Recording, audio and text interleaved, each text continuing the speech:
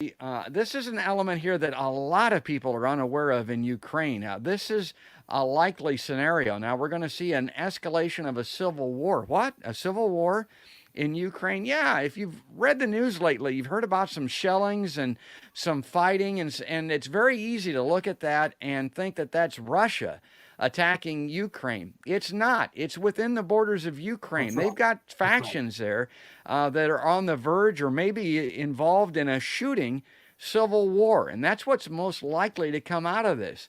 Whether Yeah. it's a full scale invasion of the Donbass or something less, its main purpose from the U.S. point of view would be to provoke Russia into intervening more directly in Ukraine. Maybe as a peacekeeper, I don't know.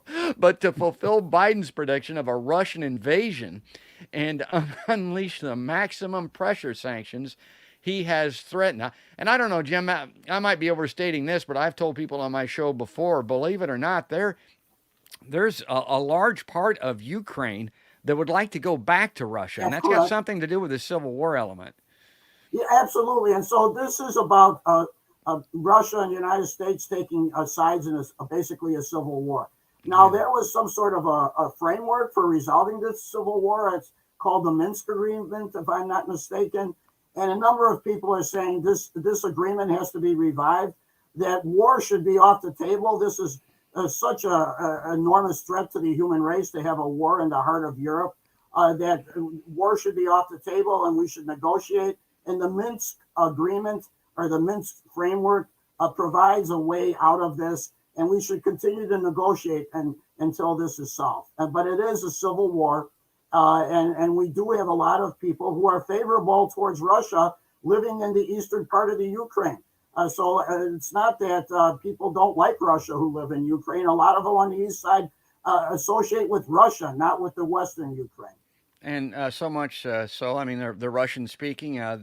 They historically, back in I don't know the 1400s or something like that, have been a part of Russia, and that's something that's in play here. Now, let's read this third point. Now, this again, all of this is in Common Dreams, but it's published by Medea Benjamin and the other fellow that I mentioned. God, I don't want to just say the other fellow. What's that guy's name? Um, Nicholas J.S. Davies. Okay, I got Uh, his name in there. I mean, I like to credit these authors. So here's the last thing, and this is what I had Paul J. on the show, and this is what he was talking about. Nothing happens. Now, this would be the best outcome of all, an anticlimax to celebrate. At some point, absent an invasion by Russia or an escalation by Ukraine, Biden would sooner or later have to stop crying wolf every day.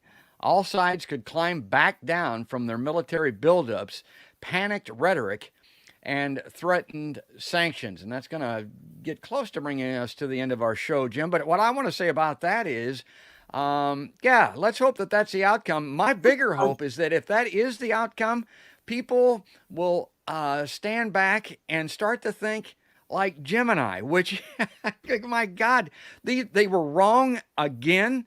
That this invasion was imminent, that was going to happen, that all of these things that were going to occur, that Russia was indeed just doing scare tactic military maneuvers and war gaming within their own country to make a show, basically. And we brought the world to the verge of world war and perhaps nuclear strikes because of that. Jim, most people, if that's true, if nothing becomes of this, and my God, I hope that nothing becomes of this, let me underscore that those people should be held accountable.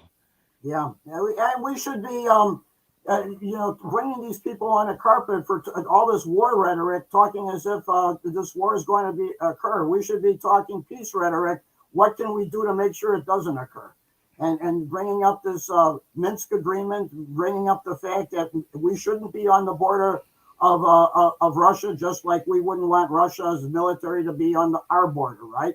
And so this is just common sense, but you have all of these talking heads and propaganda being brought forth who are really getting in the way of people thinking rationally about this. War cannot be on the table.